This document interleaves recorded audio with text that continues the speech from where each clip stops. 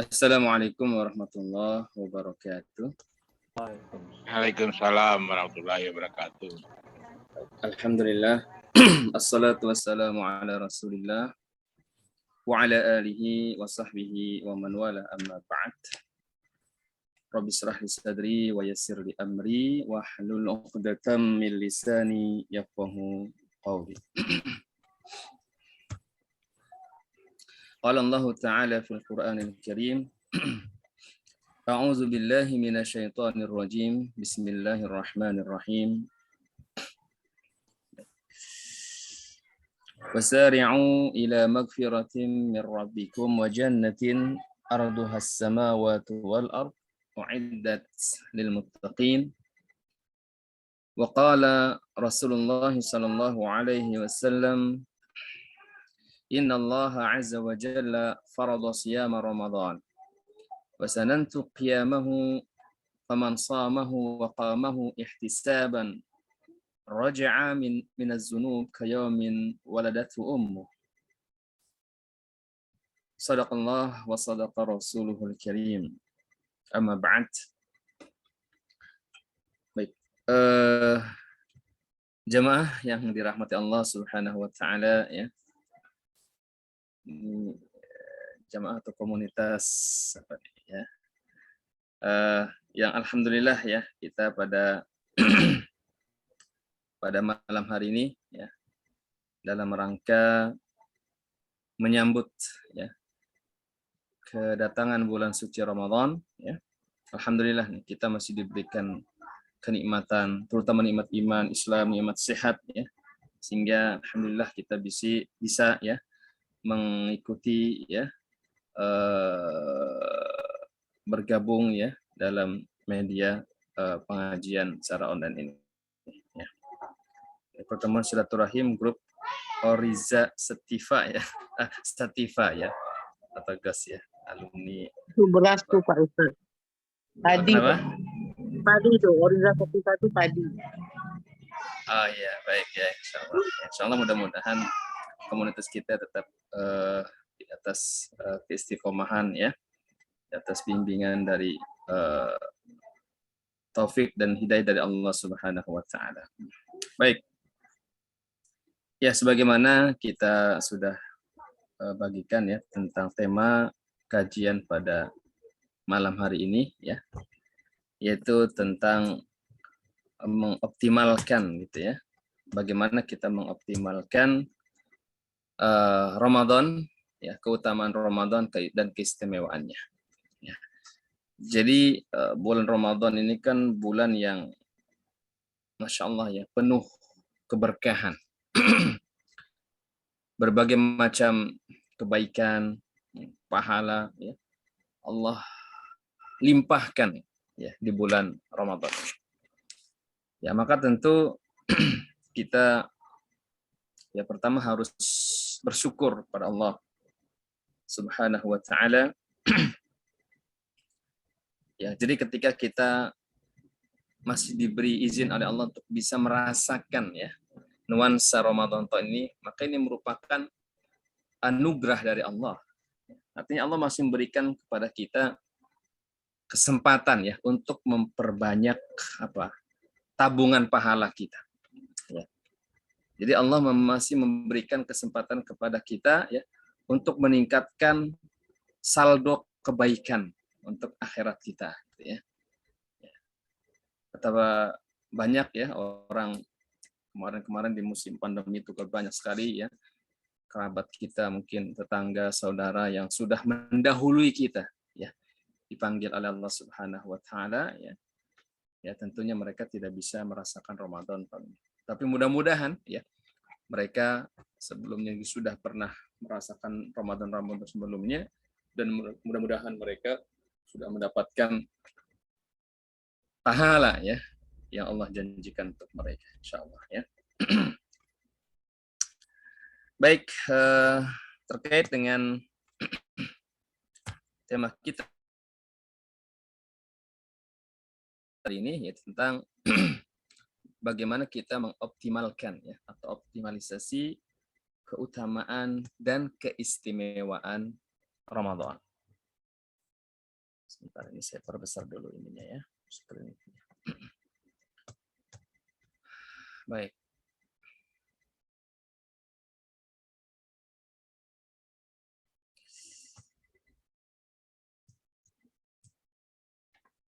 Baik. Yang pertama yang perlu kita lakukan ya dalam rangka mengoptimalkan Ramadan ini, ya, mudah-mudahan kita masih diberikan umur dan juga kesehatan ya sehingga kita bisa merasakan dan bisa mengisi Ramadan tahun ini, insya Allah, ya. Pertama yang perlu kita lakukan adalah bersyukur tentunya. Ya. Jadi ya ketika kita masih diberi kesempatan untuk bisa merasakan Ramadan, maka itu adalah kenikmatan anugerah yang luar biasa yang patut kita syukuri, itu ya. Mengapa? Nah, pertama karena pada bulan Ramadan ya dosa-dosa kita akan diampuni. Artinya pada bulan tersebut Allah mengobral ya, dalam artian Allah tuh menurunkan, melimpahkan ampunannya.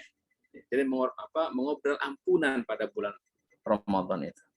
Jadi siapa manusia yang ingin meraih ampunan, ya, maka Allah berikan ya di bulan tersebut. Ya. Jadi kalau kayak seperti pedagang itu sedang menjual ini ya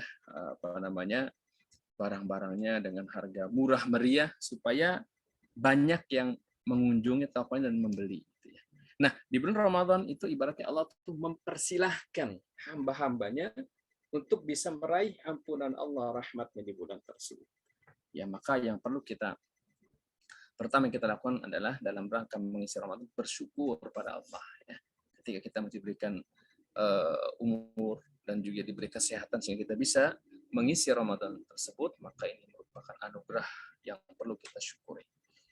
Baik, hal ini berdasarkan hadis Nabi Shallallahu Alaihi Wasallam ya dalam Sahih Bukhari nomor hadis 1901 ya. Baik, man qama lailatul qadri imanan wa ihtisaban ya ghufira lahu ma taqaddama min dhanbihi wa man shama ramadhana imanan wa ihtisaban ghufira lahu ma taqaddama min dhanbihi. Barang siapa yang menghidupkan malam Lailatul Qadar ya. Dan kita tahu dari dalam Ramadan ada satu malam yang luar biasa lagi. Allah istimewakan, Allah muliakan ya malam tersebut yang dikenal dengan Lailatul Qadar. Nah, barang siapa yang bisa menghidupkan malam tersebut dengan penuh keimanan, penuh pengharapan pada Allah, maka dosa-dosa yang lalunya akan diampuni. Tuh. Jadi Allah ya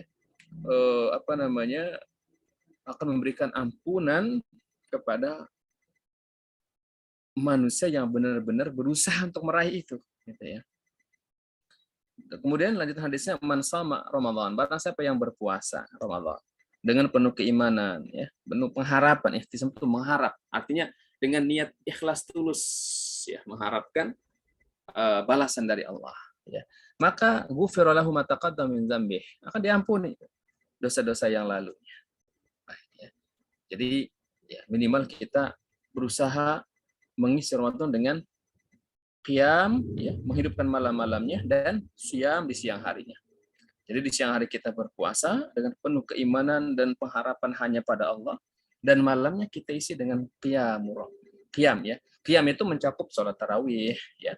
Terus ketika tengah malam bangun kita sholat lagi, itu namanya qiyam, menghidupkan malam-malam Ramadan ya. Nah, maka orang yang melakukan dua hal ini ya, siangnya puasa, malamnya qiyamul lail dengan penuh iman, keimanan dan pengharapan, ghufira lahu ma taqaddama min dzambihi. Ya, Allah akan mengampuni dosa-dosa yang lalu. Baik. Ya, jadi yang pertama bersyukur. Mengapa kita harus bersyukur? Karena dosa-dosa pada bulan tersebut ya Allah akan berikan ampunan ya. Baik. Kemudian yang kedua, ya mengapa kita mesti bersyukur ya? Karena pahala kebaikan akan dilipat gandakan. Ya, jadi pada Ramadan, bulan Ramadan itu Allah melimpahkan. Ya tadi lah mengobral gitu ya, di samping mengobral ampunan juga Allah mengobral pahala itu ya. Berikan hadiah-hadiah ya. Kalau seandainya pahala itu bisa lihat oleh kasat mata ya, bisa terlihat gitu. Manusia pasti akan berbondong-bondong gitu ya untuk bisa menggapainya, meraihnya gitu ya. Kayak seperti iklan bank dulu tuh kan, berikan hadiah mobil, rumah gitu ya, uang ya, menawarkan gitu ya, memberi iming-iming ya. Ya. Nah, sama sebenarnya, namun di sini perlu keimanan ya. Karena Allah menjanjikan pahala tanpa bisa dilihat pahala itu ya. Ya. Namun dengan keimanan kita berusaha untuk meraih kebaikan-kebaikan itu, meraih pahala-pahala itu, maka ya Allah akan lipat gandakan. Baik ya. Nah, hal ini pun berdasarkan hadis Nabi Shallallahu Alaihi Wasallam ya. Baik, dari Ubadah bin Samit, anna Rasulullah Shallallahu Alaihi Wasallam qala yauman wa hadar Ramadan. Jadi Rasulullah pernah ya, bahwa Rasulullah SAW pernah pada suatu hari pernah berkata menjelang datangnya Ramadan. Nah, apa perkataan Rasulullah? Atakum Ramadan syahru barakah. Akan datang pada kalian bulan berkah ya. Bulan Ramadan bulan yang penuh berkah. Di dalamnya, dalam Ramadan itu khair, kebaikan. Yagsyakumullah, kebaikan yang akan Allah menutupi kalian. Jadi tiap waktu, tiap detiknya Allah limpahkan kebaikan-kebaikan. Sampai kalian tuh tertutupi, terselimuti oleh kebaikan-kebaikan itu ya. Fayanzilur rahmata, dan juga pada Ramadan itu Allah turunkan rahmat ya, kasih sayangnya ya. Wa yahuttu fihal khataya, Allah juga akan menghapuskan kesalahan-kesalahan manusia pada bulan itu ya.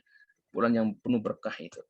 Wa yustahabu fiha da'wah, dan sangat dianjurkan pada bulan tersebut al-da'wah, berdoa ya. Banyak-banyak berdoa. Yanzurullahu ila tanafusikum, Allah melihat ya berlomba-lombanya kalian ya. Jadi ketika manusia di bulan Ramadan itu kan berlomba-lomba ya, melakukan kebaikan-kebaikan, meningkatkan sedekah ya, memberi makan pada orang yang untuk berbuka puasa, tanafus ya, berlomba-lombanya kalian. Jadi Allah akan melihat tuh, di mana kalian tuh banyak yang berlomba-lomba dalam kebaikan. Wa yubahikum bimalaikah, Allah juga akan membangga-banggakan kalian di hadapan para malaikat. Ya. Jadi ketika Allah melihat manusia yang antusias dalam mengisi Ramadan, Allah membangga-banggakan manusia itu di hadapan para malaikat ya. Ya, jadi Allah berkata para malaikat, "Wahai malaikat, lihatlah hamba-hambaku di dunia. Ya, mereka bagaimana luar biasanya antusiasme mereka dalam mengisi Ramadan ya, dengan meningkatkan amal ibadah mereka. Padahal mereka itu, kata Allah di hadapan para malaikat, belum pernah melihat surga, belum pernah melihat dahsyatnya neraka, tapi mereka sudah berlomba-lomba sedemikian rupa ya. Kalau malaikat kan wajar ya, malaikat tuh selalu ibadah, tidak pernah maksiat. Kenapa? Sudah bisa melihat surga, sudah bisa melihat neraka ya, sehingga udah mereka terus ibadah. Tapi manusia ya, hanya sebatas mendengar, baru mendengar, dengan penuh keimanan mereka sudah berlomba-lomba antusias dalam beribadah pada Allah di bulan tersebut ya, sehingga Allah pun membangga-banggakan manusia ya. Wa yubahikum bimalaikah, jadi Allah membangga-banggakan kalian di hadapan para malaikat. Fa arullaha min anfusikum khaira, maka oleh karena itu perlihatkanlah kebaikan dari diri kalian wahai manusia ya. Jadi Allah ingin melihat manusia itu menunjukkan ya, menunjukkan kebaikan-kebaikan yang mereka lakukan ya. Tuh. Jadi gini, kalau kita melakukan ibadah ya, terus motifnya ingin dilihat oleh manusia, itu kan riya ya. Itu riya, itu bisa menghapuskan pahala. Tapi kalau riya kita kepada Allah, nah itu boleh ya. Jadi riya kita pada Allah maksud kita hanya ingin dilihat oleh Allah, ingin dinilai oleh Allah. Nah, itu ikhlas ya. Nah, sebenarnya bahasanya wa fa'arullaha min anfusikum khaira. Maka ya, kata hadis ini, perlihatkanlah oleh kalian kebaikan-kebaikan kepada Allah. Jadi perlihatkan kepada Allah kebaikan kalian. Puasa kalian ya. Sedekah kalian tingkatkan. Tunjukkan bahwa kalian tuh di bulan ini ada peningkatan kebaikan gitu ya. Ini perlihatkan, tunjukkan kepada Allah ya kebaikan yang kalian lakukan. Fa inna syaqiyya kulla syaqi man hurima fihi rahmatallah. Sesungguhnya orang yang paling celaka, kata Nabi. Ya, sesungguhnya orang yang paling celaka adalah orang yang terhalang ya di bulan ini dari mendapatkan rahmat Allah. Jadi orang yang celaka, kata Nabi, adalah orang yang tidak meraih rahmat Allah, tidak meraih ampunan Allah di bulan ini. Ya. Padahal bulan ini, kata Allah, kata Nabi, ya, bulan Ramadan itu adalah bulan di mana Allah sudah mencucurkan, mencurahkan, melimpahkan ampunan, rahmat. Ya. Jadi kalau ada masih manusia yang tidak bisa meraih ampunan di bulan tersebut, maka berarti orang itu apa? Sudah mengabaikan ya waktu-waktu Ramadan lewat begitu saja. Nah, ya tentu kita harus mengoptimalkan gitu ya kemuliaan Ramadan ini. Jangan sampai lewat Ramadan dengan biasa saja, tapi harus kita maksimalkan untuk meningkatkan amal ibadah kita pada Allah Subhanahu wa taala. Baik.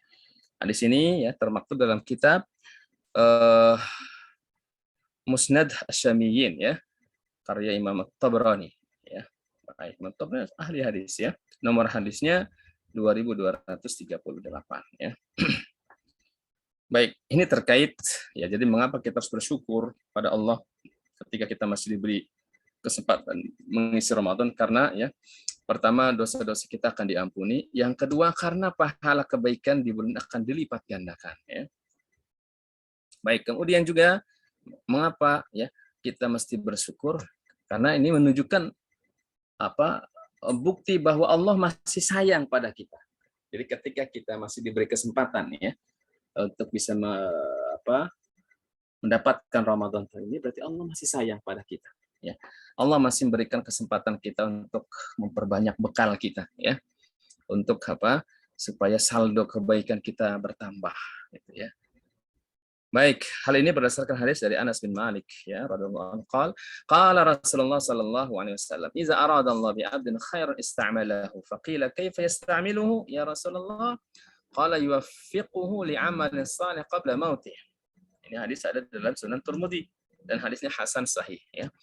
Dari Anas bin Malik radhiyallahu anhu, Rasulullah bersabda, apabila ya Allah menginginkan kebaikan terhadap seorang hamba, jadi apabila Allah menginginkan kebaikan terhadap seorang hamba, ista'malahu, Allah akan memberinya bekal. Ya, Allah akan memberinya kesibukan. Nah, itu ya. Ista'mal itu Allah akan berinya kesibukan ya, untuk memberinya bekal. Lalu ada sahabat yang bertanya, kaifa yasta'miluhu ya Rasulullah? Bagaimana cara Allah menyibukkan seorang hamba itu? Bagaimana Allah akan memberi bekal kepada seorang hamba itu? Wahai Rasulullah. Rasulullah menjawab, yuwaffiquhu li'amalin salih qabla mautih. Ya. Allah akan memberi taufik, Allah akan memudahkan dia untuk melakukan amal soleh sebelum dia meninggal. Jadi ketika Allah menginginkan kebaikan terhadap seorang hamba, maka Allah akan berikan kesibukan hamba ini ya. Allah akan memberikan bekal ya, yaitu dengan cara apa? Allah mudahkan kepada seorang hamba ini untuk melakukan amal-amal soleh sebelum dia meninggal. Jadi sebelum dia meninggal, dia rajin, ada peningkatan ibadahnya ya. Salatnya meningkat ya, salat wajib, salat sunnah juga ada peningkatan ya. Puasa juga dijaga. Nah, kemudian dia meninggal setelah itu, maka ini bukti ya salah satu bukti tanda bahwa Allah cinta kepada hamba tersebut. Dalam hadis yang lain ya, ini dalam Musnad Imam Ahmad ya, idza arada Allah bi'adil khairan asalahu, ya sama ya, apabila Allah menghendaki kebaikan terhadap seorang hamba, asalahu, asal itu maksudnya memberi memberikan bekal, ya sama aja ya, asal ya. Qila wa ma'asaluh, ya dikatakan kepada Rasulullah, wa ma'asaluh, apa bekalnya gitu ya. Qala, Rasulullah menjawab, yaftahullah azza wa jallahu amalan salih qabla mautih summa yaqbiduhu alaihi. Yaitu dengan cara apa? Allah memberi bekal seorang hamba ini, yaitu Allah dengan akan membukakan baginya, artinya memudahkan ya kepadanya untuk melakukan amal soleh sebelum meninggalnya. Lalu Allah yaqbiduhu, mencabut nyawanya ketika hamba itu sedang melakukan amal-amal soleh. Artinya meninggalnya dengan husnul khatimah. Nah ini Ini tanda bahwa Allah ketika cinta kepada seorang hamba, ya, maka Allah beri kesempatan hamba itu untuk melakukan meningkatkan amal-amal saleh sebelum dia meninggal. Nah, itu ya. Jadi mengapa kita harus bersyukur ketika kita masih diberi kesempatan bisa merasakan dalam Ramadan? Pertama tadi ya, karena Allah akan menghapuskan dosa-dosa kita, yang mengampuni dosa-dosa kita. Yang kedua, Allah akan melipat gandakan pahala kebaikan kita.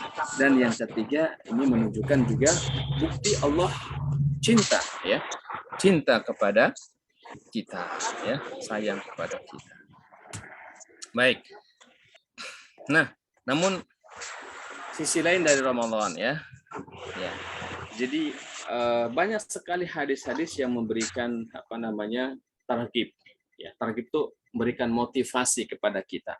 Banyak hadis menjelaskan tentang sisi-sisi positif di Ramadan itu, ya. Di mana Allah akan memberikan ampunan, melipat gandakan pahala, ya, doa-doa diijabah, kan gitu ya. Pintu surga dibukakan, ya, seperti itu. Namun juga perlu kita ketahui, ya, ada juga hadis yang mewanti-wanti pada kita, mengancam, ya. Ini sisi lain. Jadi kita jangan juga terobsesi dengan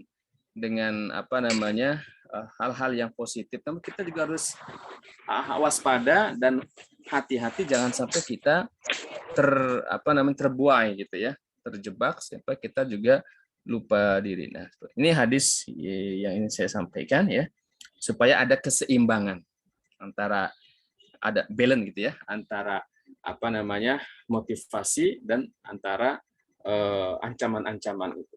Baik. Dari Abi Hurairah, ya, bahwa Nabi SAW pada suatu hari beliau naik mimbar, ya. Ketika beliau sudah naik mimbar, dan mimbar Nabi itu ada 3 tangga, ya. Jadi ada 3 tangga. Di tangga yang pertama beliau mengucapkan amin. Itu yang terdengar oleh para sahabat, amin. Ya. Lalu beliau melangkah lagi ke tangga yang kedua, amin, gitu ya. Terus melangkah ke tangga yang ketiga, amin.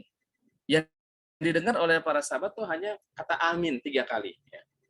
Nah, maka ketika Rasulullah sudah usai, ya, menyampaikan khutbah beliau, ada sahabat yang bertanya, ya, menanyakan, ya Rasulullah, ma kunta tasna'u hadza? Apa gerangan yang kamu lakukan dengan tadi mengucapkan amin 3 kali, ya? Karena para sahabat nggak mendengar apa yang diinikan gitu ya. Lalu Rasulullah berkata, qala li Jibril. Tadi Jibril berkata kepadaku. Ya, tentu suara Jibril nggak didengar oleh para sahabat, ya. Hanya yang mendengar Rasulullah yang mendengar. Jadi Jibril berkata, kata Rasulullah, ini doa, ya, perkataan yang berupa doa dari Jibril. Ini doa Jibril diaminkan oleh Rasulullah. Nah, ini tentu pasti dijabah gitu kan. Yang berdoanya Jibril, yang mengaminkannya Rasulullah. Ya pasti diijabah, ya, nggak mungkin ditolak. Nah, Jibril berdoa atau berkata, raghima anfu abadin, sungguh celaka, ya, sungguh, ya, raghima anfu abadin itu artinya sungguh celaka seorang hamba, ya, sungguh celaka. Adraka abawai, dia mendapati kedua orang tuanya atau salah satunya, ya, ibunya atau ayahnya salah satunya, ya. Walam lam yudkhilhul jannah, tapi tidak bisa mengantarkannya meraih surga. Lalu aku, kata Nabi, amin. Jadi Jibril berdoa, semoga celaka seorang hamba yang masih mendapati kedua orang tuanya, ya, atau salah satunya, tapi dia tidak bisa meraih surga dengan itu. Maksudnya apa? Jadi ketika seorang masih memiliki kedua orang tua atau salah satunya, ya, ini adalah kesempatan nih. Ini untuk apa? Pintu ekspres untuk bisa meraih surga. Ya.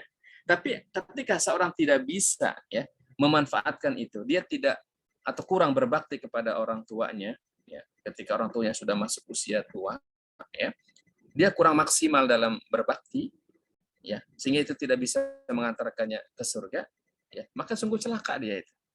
Dan diaminkan oleh Rasulullah. Artinya apa? Supaya kita itu ketika kita masih mendapati kedua orang tua, ya, tingkatkan bakti kita pada mereka, ya. Ya. Tingkatkan perhatian kita, ya, nafkah kita untuk orang tua kita. Baik, gitu. Baik. Terus poin yang kedua, ini juga doa yang keduanya nih, yang diaminkan oleh Rasulullah ya. Raghima anfu abadin dakhala alaihi Ramadan lam yughfar lahu. Ya. Semoga celaka seorang hamba, Ramadan masuk kepadanya, artinya dia melewati Ramadan, ya. Ramadan sudah dia jumpai dan dia sudah melewati Ramadan, tapi dosa-dosanya nggak diampuni. Dosa-dosanya tidak diampuni. Sungguh celaka orang itu. Kata Rasul, amin. Artinya apa? Ketika ada seorang muslim ya, dia bisa meraih Ramadan. Artinya Ramadan dia masih diberi kesempatan oleh Allah hidup ya di bulan Ramadan. Tapi sampai Ramadan lewat, dosanya tidak terampuni. Sungguh celaka dia. Kata Rasul, amin. Ya. Artinya berarti orang ini tidak mengoptimalkan Ramadan. Tidak memaksimalkan keutamaan keistimewaan Ramadan dengan amal-amal soleh, ya, sehingga dosa-dosanya tidak terampuni. Nah, yang ketiga, doa yang ketiga dari Jibril, raghiba anfu amrin dzukirta indahu falam yusalli alaik. Semoga celaka seseorang yang engkau disebutkan di sisinya, tapi dia tidak bersolawat kepadamu. Ya. Jadi kata Jibril, semoga celaka seseorang yang mana namamu disebut ya di sisi orang tersebut, tapi dia tidak bersolawat kepadamu. Kata Nabi, amin. Ini menunjukkan bahwa ya ketika kita mendengar nama Nabi kita Muhammad disebut, maka kita dianjurkan untuk mengucapkan Allahumma shalli wa sallim alaihi ya, atau sallallahu alaihi wasallam. Kita amalkan hadis ini ya, supaya kita tidak termasuk orang yang didoakan celaka tadi. Ya. Jadi kalau kita mendengar nama Nabi disebut, kita ucapkan Allahumma shalli wa sallim alaihi atau sallallahu alaihi wasallam. Ucapkan itu ya. Baik. Nah, yang ingin saya garis bawahi dari hadis ini ya, poin yang kedua tadi ya, doa yang kedua tadi, yaitu kata Jibril, semoga celaka seseorang, ya seorang hamba yang masuk kepadanya Ramadan tapi dosanya tidak terampuni, gitu ya.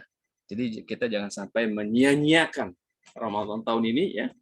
Mari kita maksimalkan, optimalkan Ramadan tahun ini dengan meningkatkan amal soleh kita ya, tingkatkan kebaikan-kebaikan kita di bulan Ramadan ini. Baik. Nah, itu ya. Nah, yang kedua, jadi kita akan harus mengoptimalkan ya, memaksimalkan keutamaan dan keistimewaan Ramadan. Yang pertama dengan apa tadi? Dengan bersyukur ya, bersyukur pada Allah. Ya, karena tadi ya, mengapa kita harus bersyukur? Karena tadi dosa kita insya Allah akan diampuni, amal baik kita akan dilipat gandakan ya. Terus juga karena Allah masih cinta ya, menunjukkan Allah masih sayang kepada kita ketika kita masih diberi kesempatan untuk mengisi Ramadan tahun ini ya. Nah, yang kedua dalam rangka mengoptimalkan ya, optimalisasi keistimewaan Ramadan adalah dengan berpuasa. Ya. Ya. Jadi Jadi bulan Ramadan itu bulan spesial ya. Bulan yang memang dikhususkan untuk berpuasa. Ya.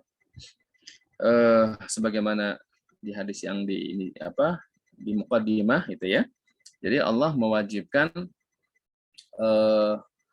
innallaha farada siyamahu ya.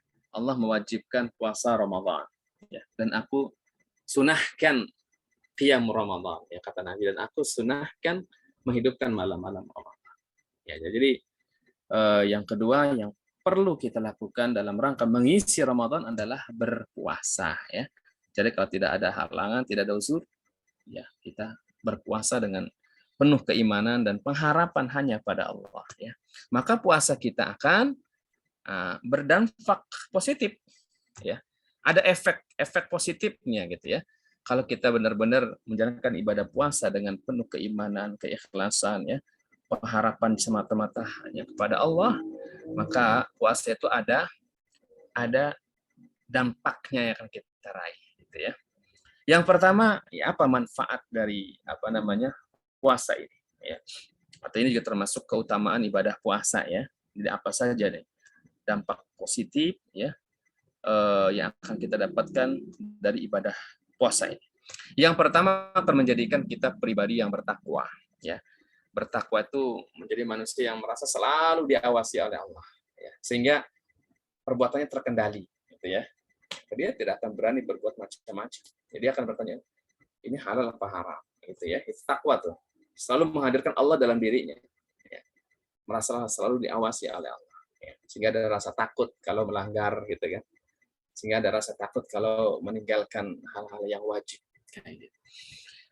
Nah, jadi di antara hikmah ataupun fadilah, keutamaan atau manfaat dari puasa adalah membentuk pribadi takwa, ya. Sebagaimana ayatnya sudah masyhur, ya.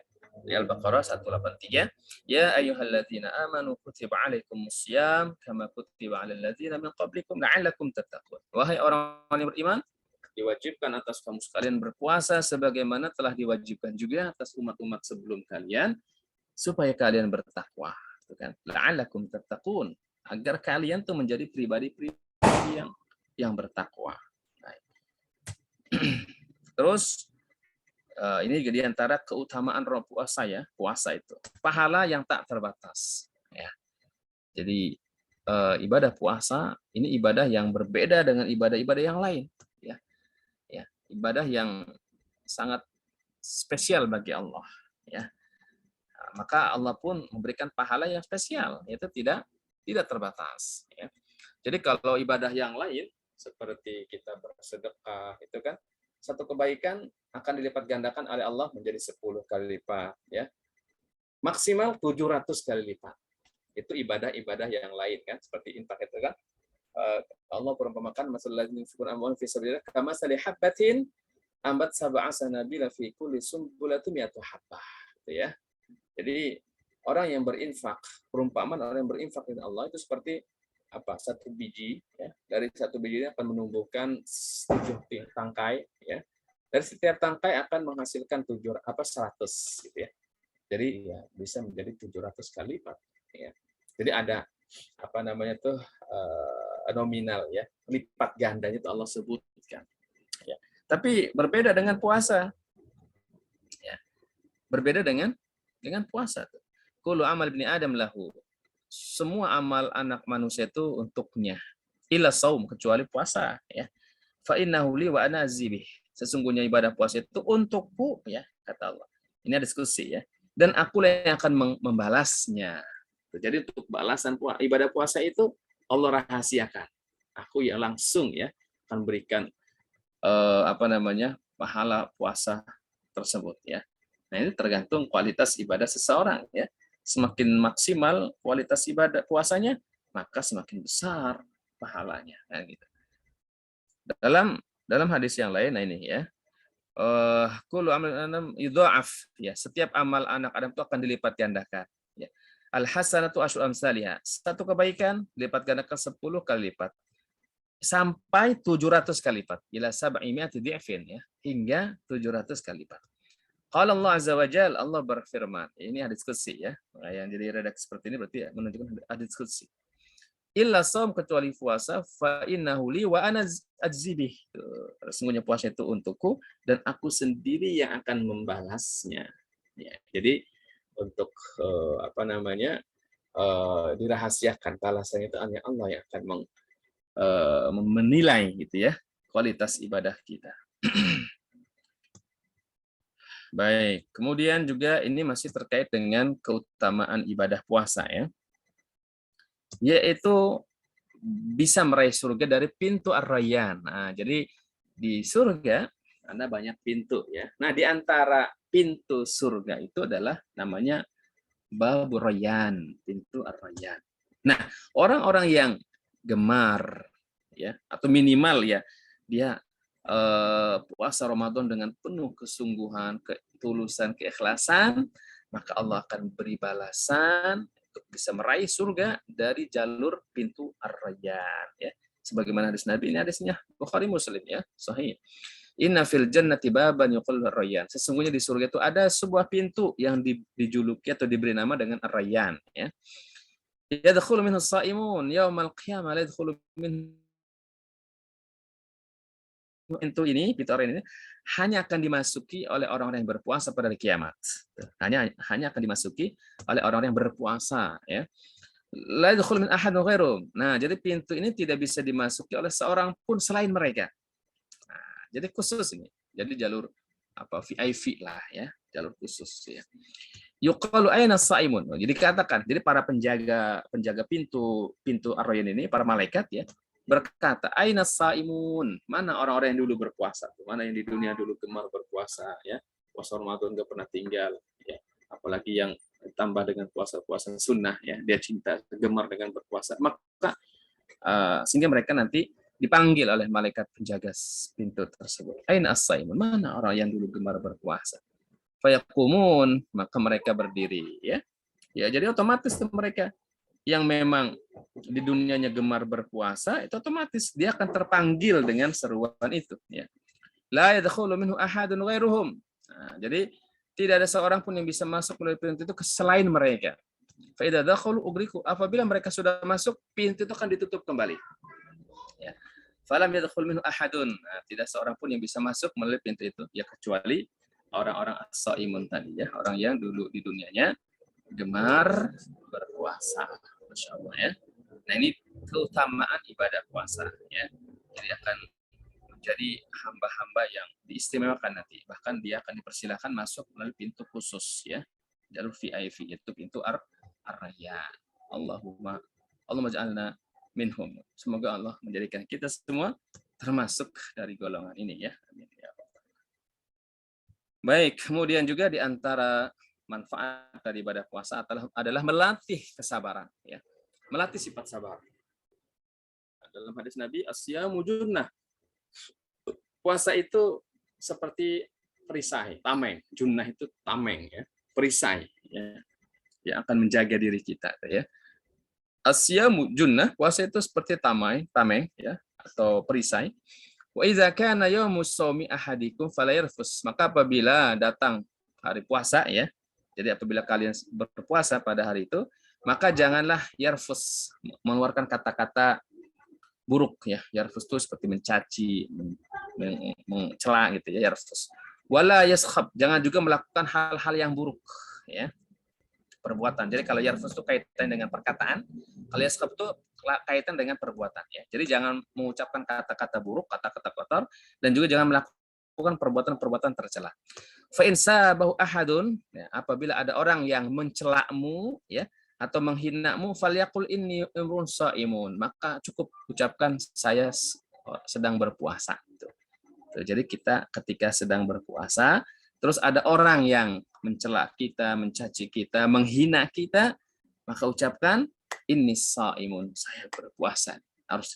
Kita harus kuat gitu ya, menjaga emosi kita, menjaga amarah kita ya. Nah, jadi kalau kita bisa puasanya bisa menjaga, bukan hanya dari sekedar menjaga makan dan minum, tapi juga kita bisa mengendalikan amarah, mengendalikan emosi, makanya hakikat orang yang sudah kuat ya, berarti dia sudah kata Nabi juga dalam hadis yang lain, sesungguhnya orang yang kuat itu bukan kuat orang yang sering ketika berbuat selalu menang, bukan, tapi orang yang kuat adalah apa? Orang yang bisa mengendalikan amarahnya ketika emosi. Ya, jadi ketika dia sedang marah, dia bisa mengendalikan ucapannya, bisa mengendalikan perbuatannya. Ya, itulah orang yang kuat kata Nabi. Ya. Ya, jadi diantara hikmah ataupun keutamaan puasa adalah akan melatih ya sifat sabar ya.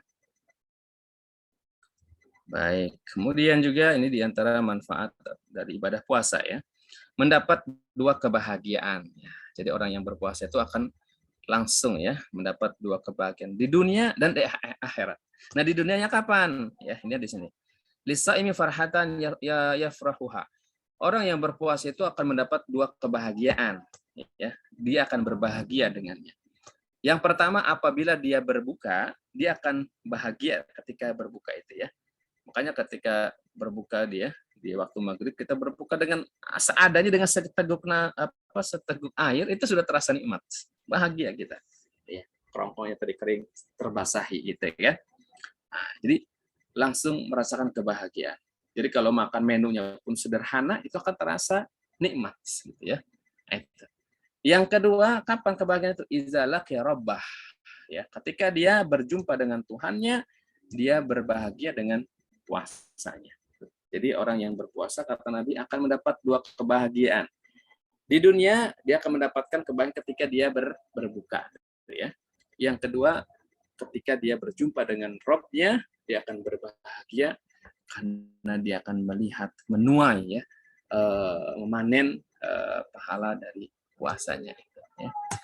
Baik, kemudian juga berikutnya pemberi syafaat pada kiamat. Jadi di antara manfaat atau hikmah keutamaan ibadah puasa adalah akan memberi syafaat pada hari kiamat. Jadi ibadah puasa itu nanti pada hari kiamat akan menjelma menjadi apa? Makhluk lah, ya. Seperti apa maknanya wallahu alam, tapi yang jelas ibadah puasa kita itu akan memberi syafaat, memberi pertolongan kepada kita, ya. Ini dalam hadis Imam Ahmad, ya, dari Abdullah bin Umar, ya, bahwa Nabi SAW berkata, as-siyam wal Quran yashfa'an lil 'abdi yaumil qiyamah, bahwa puasa dan Al-Qur'an itu keduanya akan bisa memberikan syafaat bagi seorang hamba pada hari kiamat. Nah, puasa akan berkata nih. Puasa akan berkata, "Ay Rabb, ya Tuhanku, mana'tuhu lit-ta'am wasyahawat bin nahar, ya fasyafi'ani fi." Ya Allah, ya Tuhanku, kata puasa nih.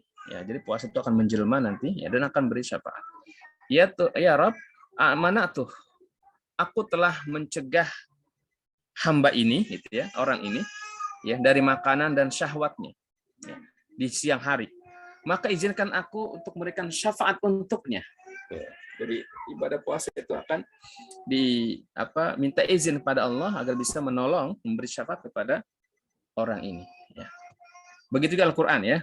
Jadi Al-Quran juga akan berkata, ya, ya Tuhanku, aku telah menghalangi dia dari tidur di malam hari, maka izinkan aku juga memberikan syafaat untuknya. Maka keduanya pun diberi izin. Fayusyafa'ani, maka keduanya ibadah puasa dan bacaan Al-Quran kita itu akan berikan syafaat bagi pemiliknya, gitu ya. Insyaallah. Maka ya tentu, ya, ibadah puasa ini jangan sampai kita lewatkan, ya. Baik. Nah, kemudian yang ketiga, ya, maksudnya nih dalam rangka mengoptimalkan, ya, Ramadan. Jadi yang pertama kan kita bersyukur pada Allah, ya. Yang kedua apa tadi? Berpuasa, ya. Yang ketiga qiyamul lail. Ya, yang ketiga qiyamul lail. Apa qiyamul itu? Menghidupkan malam-malam Ramadan. Nah, bahkan, ya, di malam Ramadan itu ada menjadi seperti apa, ya? Ada ibadah khusus, ya. Salat tarawih, ya. Kalau di malam-malam selain Ramadan, ya, nggak ada. Maka di bulan Ramadan itu qiyamul lailnya jadi diawalkan, ya. Jadi setelah salat isya selesai langsung melaksanakan salat tarawih, ya. Dalam rangka ini menghidupkan malam-malam. Ini syiar yang salat tarawih ini, ya, munculnya adanya di malam-malam Ramadan. Kalau di malam-malam yang lain, ya salatnya di malam hari, gitu kan, salat qiyamul lail. Tapi khusus di Ramadan itu anjuran, bahkan ada anjurannya di awal malam, ya, di awal malam melaksanakan qiyamul lail. Nah, mengapa begitu penting amalan ini, ya, qiyamul lail ini? Karena tadi sama, ya, fungsinya juga sama. Itu menghapuskan dosa-dosa dan mensucikan diri kita, ya, mensucikan hati jiwa kita. Itu diantara manfaat yang terbesar, ya, dari qiyamul lail itu adalah pertama akan menghapus dosa-dosa kita, ya, dan juga mensucikan hati kita, ya. Jiwa kita akan selalu terpaut dengan Allah Subhanahu wa taala, ya. Karena, ya, di malam hari itu kan umumnya kan manusia banyak yang terlelap tidur, ya. Nah, kita bermunajat dengan Allah, menghadap pada Allah, sehingga itu akan terlatih, ya, melatih hati kita, melunakkan hati kita. Baik, hal ini berdasarkan hadis Nabi, ya, yaitu dalam ini juga hadis Imam Ahmad, ya. Innallaha azza wa jalla farada. Nah, tadi, ya, di awal kita sudah sebutkan ini hadis. Sesungguhnya Allah azza wa jalla memfardukan puasa Ramadan, ya. Wasanan tu qiyamahu, dan aku mengsunahkan menghidupkan malam Ramadan, ya. Maka barang siapa yang berpuasa dan qiyam itu, ya, menghidupkan malam-malamnya, ihtisaban, dengan penuh pengharapan kepada Allah, ya. Jadi motifnya itu semata-mata karena Allah, ya. Raja'a minaz dzunub, maka dia akan kembali, ya, terhapus dari dosa-dosanya, kayomin waladat ummuh, seperti bayi yang baru dilahirkan oleh ibunya, artinya bersih lagi, itu suci, bersih, steril dari berbagai macam dosa dan kesalahan.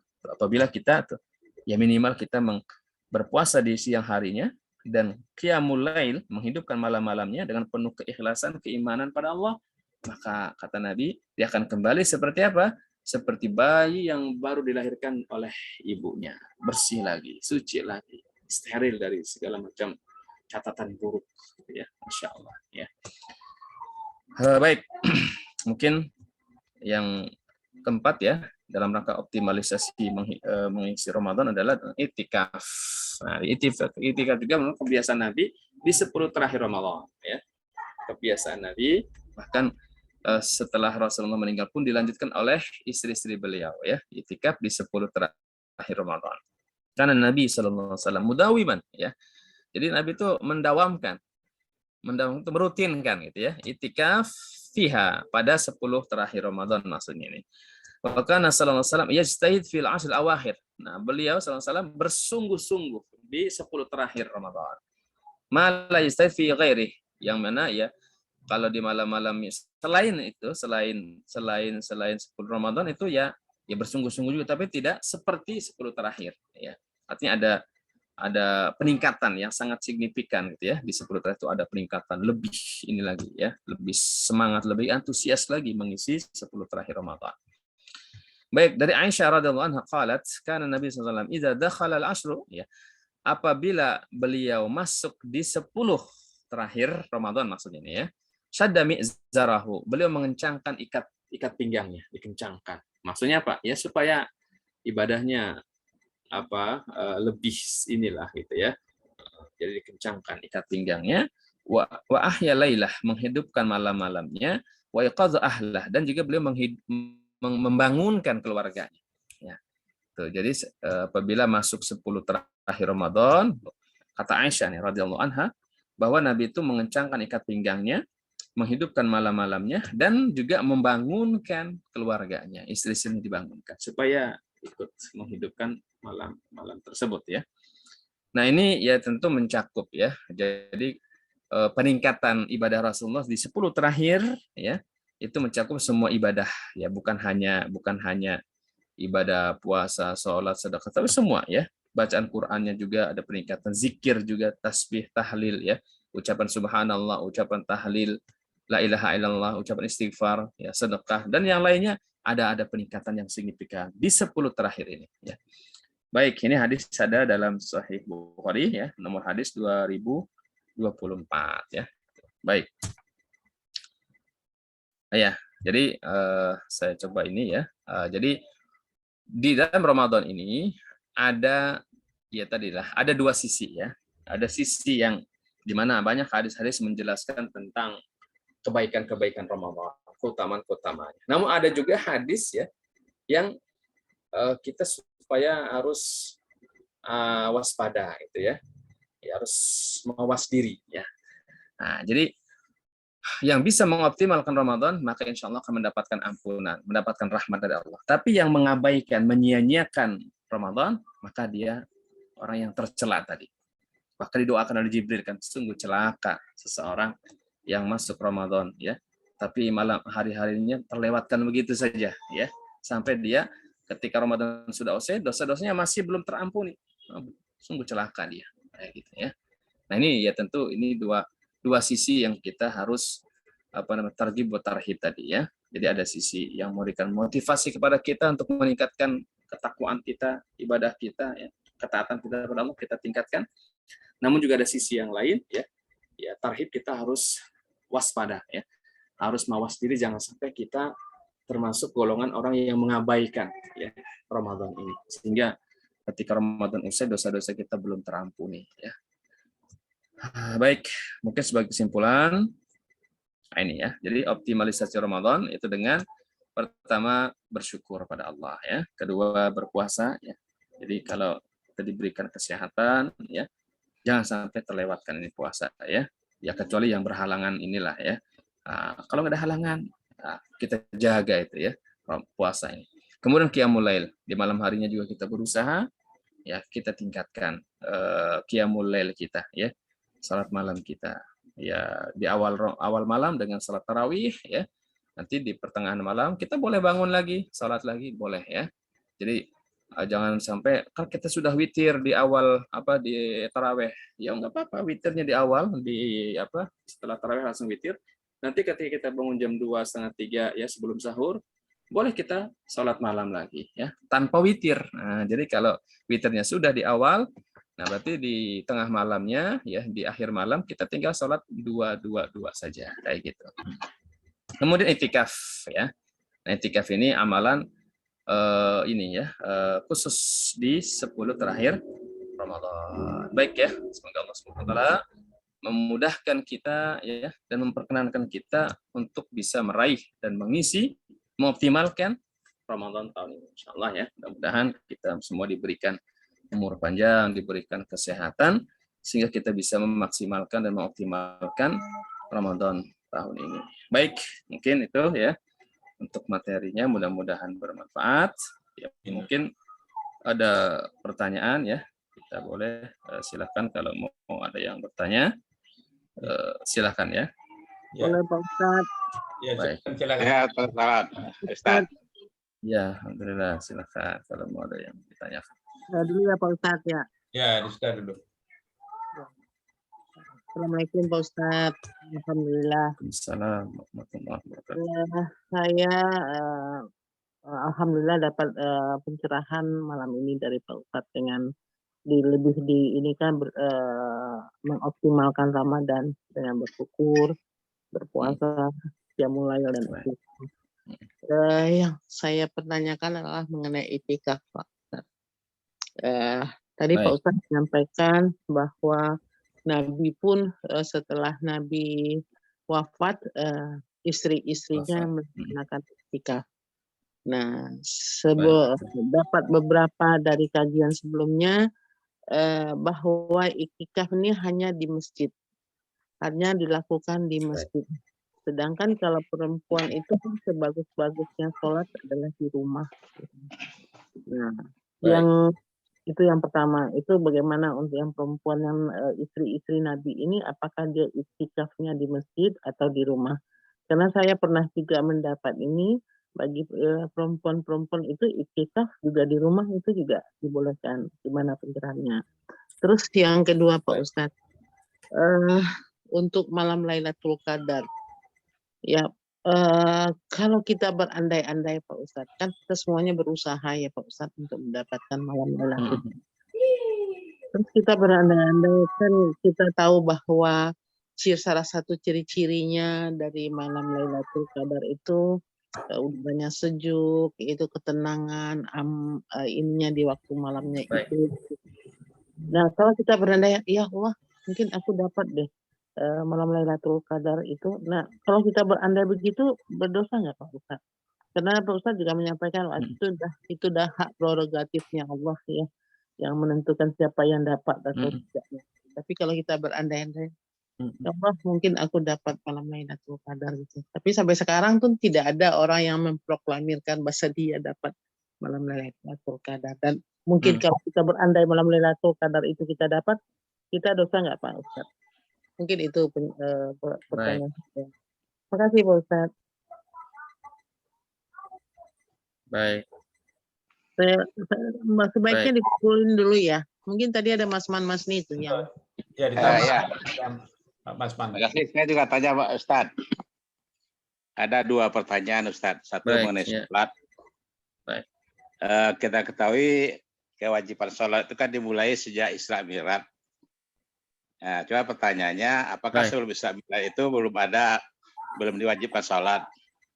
Nah, sedangkan Masjidil Haram dan Masjidil Aqsa sudah ada. Jadi difungsikan buat apa? Itu yang pertama. Dan kedua mengenai puasa. Sebelum Isra ya? Sebelum Isra Mi'raj. Sebelum Isra tadi? Oh iya baik. Isra Mi'raj. Apakah belum ada salat? Belum diwajibkan salat. Sedangkan Masjidil Haram dan Masjidil Aqsa sudah ada. Iya, iya, baik. Nah, yang kedua mengenai puasa. Baik.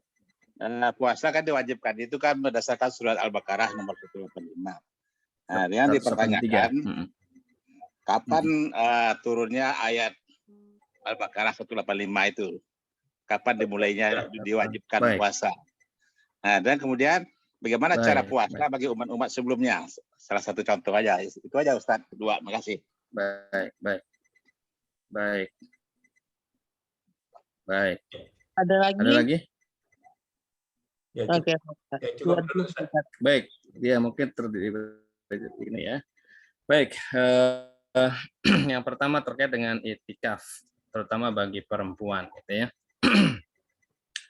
Baik, ya jadi itikaf itu definisinya kan al-muksu ya, berdiam fi masjid ya, berdiam di dalam masjid. Tafarrugan ya, karena ingin tafarrug itu mengkhususkan ibadah takarub kepada Allah. Ya, jadi istilahnya menghindari hal-hal yang kaitannya dengan duniawi lah. Pokoknya selama 10 Ramadan ini ya, dia memfokuskan tafarrug khusus untuk ibadah ya. Khusus untuk ibadah ya. Dan itu memang tempatnya di dalam masjid ya. Baik. Karena memang kebiasaan Nabi selama berkali-kali iktikaf itu ya selalu di masjid ya. Memang berhubungan karena tempat Nabi juga berdampingan kan ya. Ya bahkan dalam riwayat ketika Rasulullah itikaf, Aisyah bisa menyisir rambutnya dari kamar gitu ya. Iya, tinggal Rasulullah menginikan kepalanya dan Aisyah dari dalam kamarnya menyisir rambut beliau karena memang bersebelahan. Nah, jadi memang definisi itikaf itu semua ulama sepakat adalah tempatnya di dalam masjid. Nah, bagaimana untuk perempuan ya, untuk wanita ya, sebenarnya bisa dengan mempersiapkan, membantu suaminya agar bisa maksimal itikaf, itu sebenarnya istri pun sudah mendapatkan pahala itu ya. Ya. Nanti ketika Rasulullah sudah wafat, itu kan istri-istri beliau yang tidak punya kewajiban kepada suami karena suami sudah meninggal kan, sehingga mereka juga bisa tuh ya memaksimalkan waktu longgarnya ya untuk itikaf. Tapi ketika Rasulullah masih hidup, memang istri-istri beliau itu hanya membantu ya, membantu Rasulullah supaya Rasulullah bisa maksimal, optimal ketika itikaf. Jadi segala kebutuhan makanan ya sudah disiapkan, ataupun ganti pakaian yang kira-kira perlu diganti ya. Nah, itu artinya para istri Nabi itu mempersiapkan itu supaya Rasulullah bisa maksimal di dalam masjid ya. Dan mengapa memang tempatnya di masjid terutama di masjid jami ya, masjid yang di situ ada sholat Jumatnya, sehingga yang nggak keluar, pokoknya Jumatnya ya di situ gitu ya. Nah, gitu. Ya, Jadi untuk berarti nggak perempuan ya, pulang-pulang para ya, Pak wanita Ustadz? ya. Berarti nggak pulang-pulang ya, Pak Ustadz? Jadi Kenapa? selama 10 hari itu Nabi atau para bapak-bapak itu nggak pulang-pulang, itu yang disebut itikaf. Iya, itu memang idealnya begitu ya. Jadi itikaf itu al-muksu fi masjidin tafarrugan wa taqarruban ilallah. Jadi berdiam di dalam masjid dalam rangka tafarrug, memfokuskan. Artinya hal-hal yang kaitan dunia dilepaskan dulu ya. Pokoknya ya kalau dari 360 hari dalam setahun, kita ambil 10 hari itu fokus ibadah, fokus untuk Allah gitu ya. Ya, kalau yang hari-hari yang lain ya masih kita disibukkan dengan dunia gitu kan, maka 10 terakhir Ramadan ini dioptimalkan ya untuk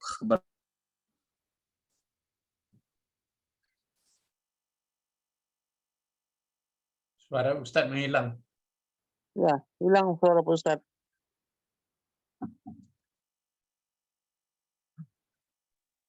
Mana dia? Suaranya Ustaz hilang. Ya, mungkin hilang suaranya Pak Ustadz. Putus. Nggak connect.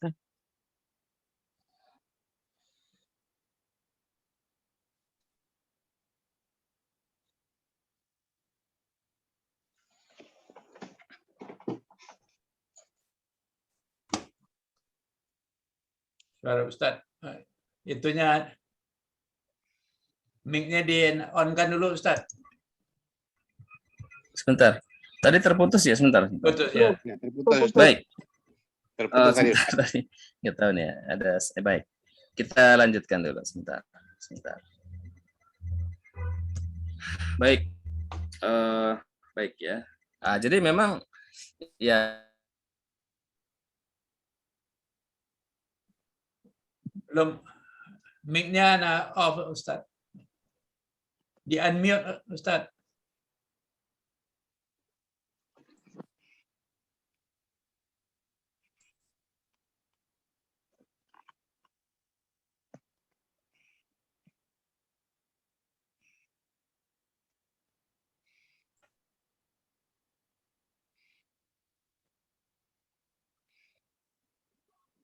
Belum terdengar suara Ustadz.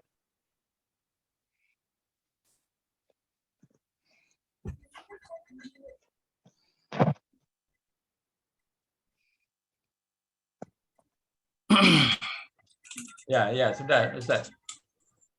baik sebentar. Mohon maaf nih agak sedikit kendala mungkin sinyalnya. Ya. Ya, enggak Ya, baik. Sebentar. Ya, jadi memang idealnya itikaf itu ya tempatnya di dalam masjid. Ya. Itu ideal ya kalau bicara ideal. Bahkan di masjid yang jami ya. Masjid yang di situ juga ada sholat Jumat ya, supaya ketika sholat Jumat dilaksanakan dia tidak keluar. Ya, memang itu idealnya tuh. Artinya semakin maksimal dia tidak keluar dari masjid itu semakin besar pahalanya gitu ya. Tapi bagaimana umpama bisanya dalam waktu-waktu tertentu saja, malamnya saja ya. Atau mungkin juga dari 10 malam itu bisanya umpama 3 hari terakhirnya saja gitu kan, karena masih kerja gini-gini gitu kan. Ya, maka dalam kaidah usul itu kalau kita tidak bisa melaksanakan secara maksimal, ya tidak bisa melaksanakan semuanya, jangan tinggalkan semuanya. Nah, gitu ya. Itu berdasarkan kaidah fikih, usul fikih ya.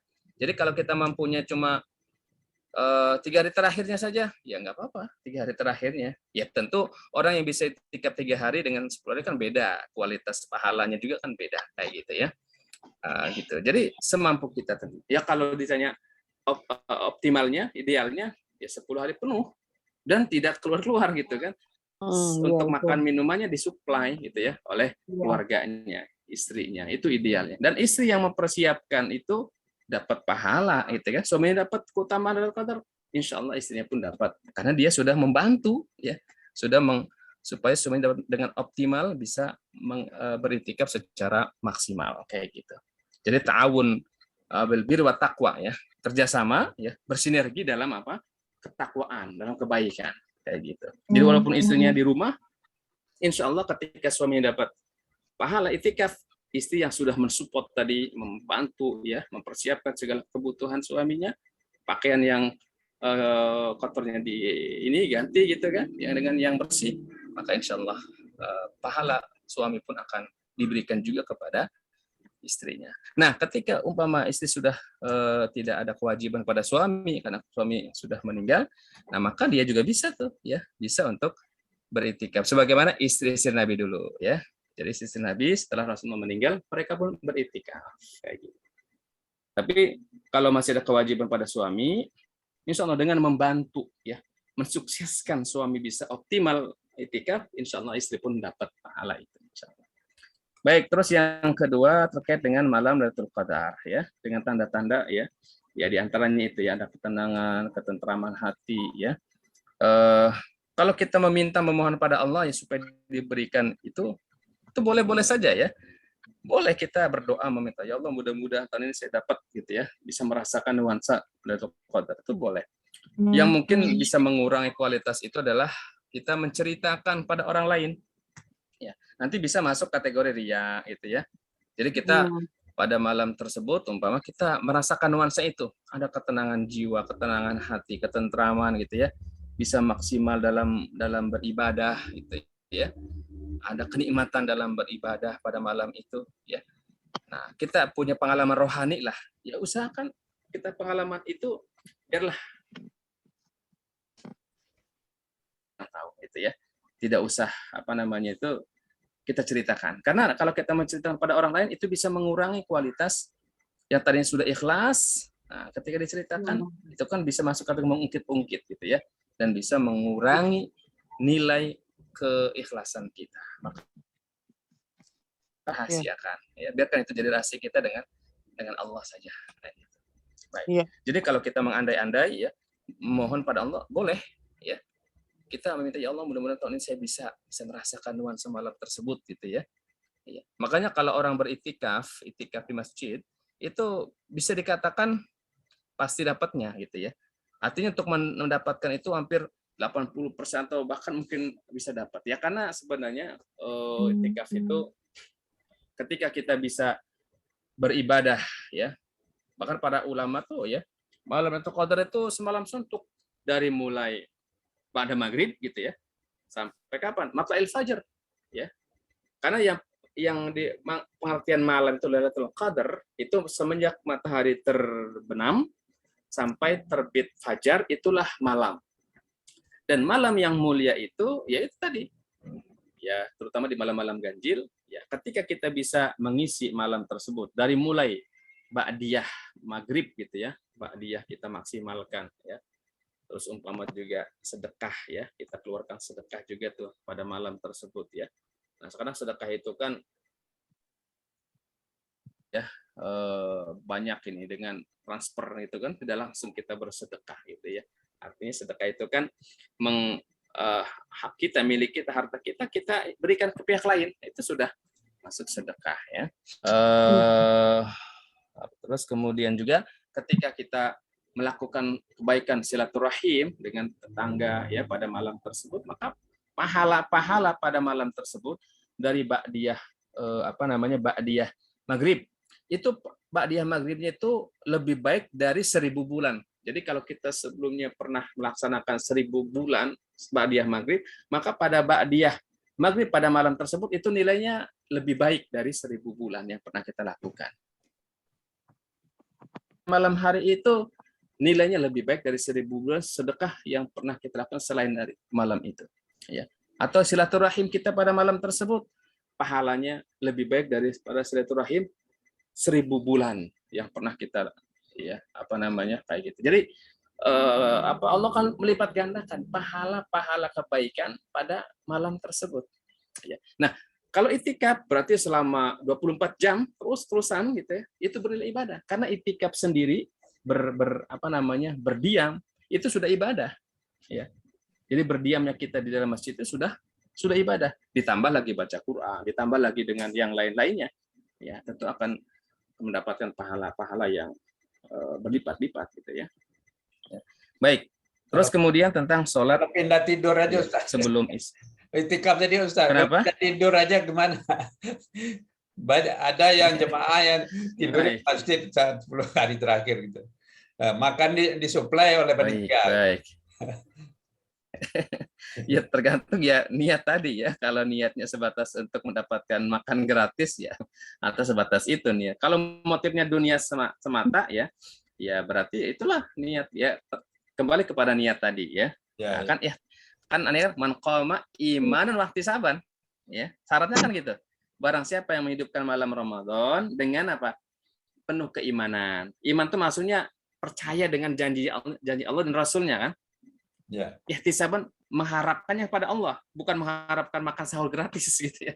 Jadi harapannya memang karena Allah, bukan mengharapkan ya makanan gratisnya bukan, tapi mengharapkannya kepada Allah ya, mengharap balasan dari sisi Allah. Itu niatnya ya harus tulus tadi. Jadi nggak ada niatan duniawi ya.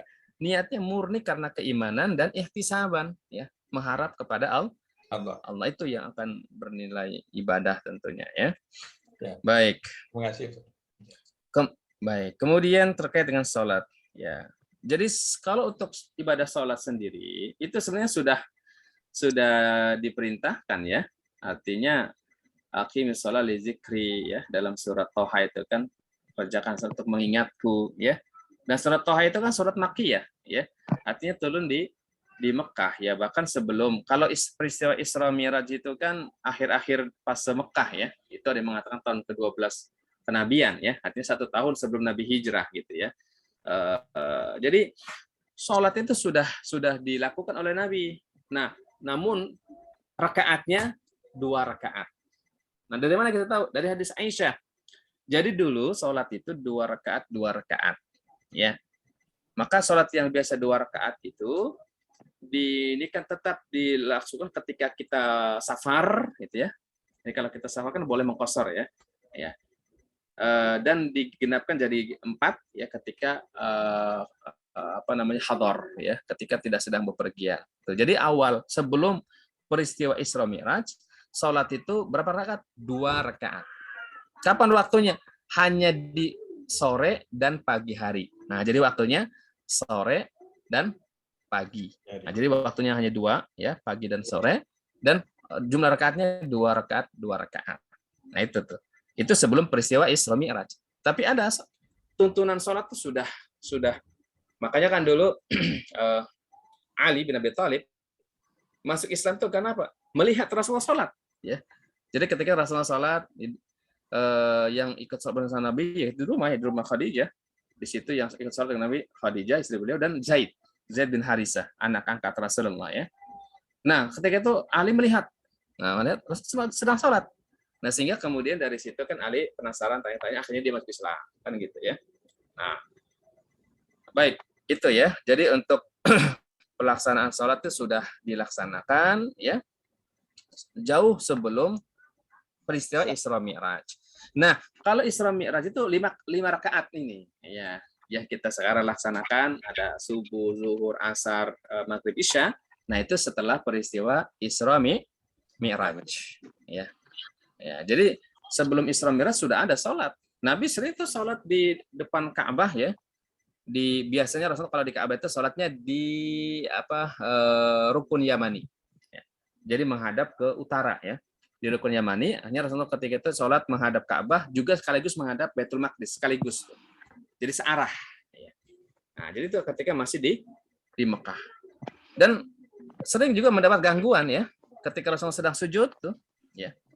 Sedang sujud, kadang-kadang ada orang kafir yang iseng, bukan iseng ya, artinya orang kafir yang memang sengaja kan meletakkan kotoran-kotoran unta gitu kan, ya atau jeroan-jeroan hewan gitu kan di leher Rasulullah kayak gitu. Ya, pernah Rasulullah sedang sujud gitu kan, orang-orang kafir yang zalim itu yang iri dengki itu melakukan hal itu. Ya, jadi ibadah sholat sudah dilakukan sebelum peristiwa Isra. Jadi Isra itu sholat 5 waktunya ini. Nah, 5 waktu itu baru ya setelah peristiwa Isra Mi'raj ya. Ya, makasih Ustaz. Baik. Ya. Kemudian terkait dengan puasa ya. Ya, jadi perintah puasa yang itu surat Al-Baqarah 183 ya. Ya allazina amanu kutiba alaikumusiyam kama kutiba alal ladzina min qablikum la'allakum tattaqun. Baik.